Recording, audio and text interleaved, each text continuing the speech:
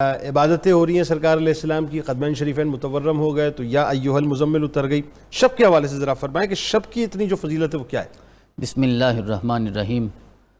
جنید بھائی، اللہ پاک کے فضل و احسان سے آج ہمارے 20 روزے مکمل ہو گئے. الحمدللہ. اور جس طرح آپ نے ارشاد فرمایا کہ اب ہم اس عشرے میں داخل ہو رہے ہیں جو جہنم سے آزادی کا عشرہ ہے.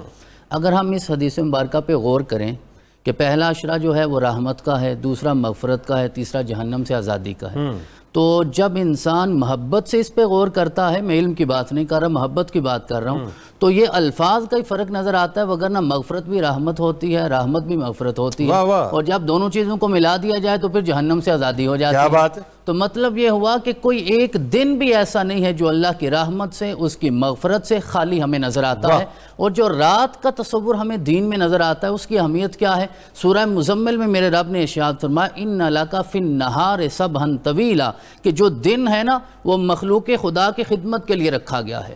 دن اور رات جو ہے وہ خدا کے لیے رکھی گئی ہے. دن مخلوق کے لیے ہے، رات جو ہے وہ خدا کے لیے ہے. اب ہم یہاں کے لیے، رات خالق کے لیے، رات خالق کے لیے، مخلوق کے لیے اور خالق کے لیے. اور سرور کائنات علیہ تحیۃ و ثنا نے اس پہ عمل کر کے بھی دکھایا ہے.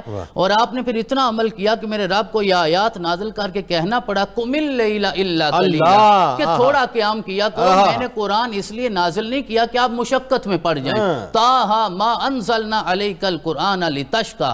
اب جو رات کی اہمیت ہمیں شب بارات میں بھی نظر آتی ہے، شب قدر میں بھی نظر آتی ہے، شب معراج میں بھی نظر آتی ہے. اس سے تھوڑا سا ہم پیچھے چلے جائیں تو حضرت موسیٰ نے خواہش کا اظہار کیا تھا کہ میں تیرا دیدار کرنا چاہتا ہوں. اب وہ دیدار کی خواہش کو بھی میرے رب نے مشروط رات کے ساتھ کیا ہے. وَوَعَدْنَا مُوسَىٰ 30 لَيْلَةً، ہم نے کہا 30 راتیں آ کے گزارو پھر میں تمہیں اپنا دیدار عطا کروں. پھر 10 اور بڑھا دی. اب 40 گزارنے کے بعد بھی پھر میرے رب نے کہا تو دیکھ نہیں سکتا، میں تو دکھا سکتا ہوں. اب یہاں یہ نقطہ سمجھنے والا ہے کہ میرا رب دکھا سکتا ہے، جب اس نے دکھانا ہو پھر وہ 40 راتوں کا محتاج نہیں ہے. سبحان الذی اسریٰ بعبدہ لیلا، رات کے تھوڑے سے حصے میں دکھا دیتا ہے. تتجافی جنوبہم عن المضاجع یدعون ربہم خوفا وطمعا ومما رزقناہم ینفقون. کہا اصل مومن میری بارگاہ میں وہ بنیں گے قیامت والے دن ان کے سر پہ عزت کا تاج رکھوں گا جو رات بستر پہ نہیں گزارتے، بستروں سے جدا رہتے ہیں اور ان کے اندر یہ خوف ہوتا ہے کہ رب ہمیں جہنم سے محفوظ فرمائے. یہ حرص، طمع اور امید ہوتی ہے کہ اللہ ہمیں جنت عطا فرمائے اور وہ اس کی طرف راغب ہوتے ہیں. میرے رب نے ارشاد فرمایا فَلَا تَعْلَمُ نَفْسٌ مَا أُخْفِيَ لَهُم مِّن قُرَّةِ أَعْيُنٍ.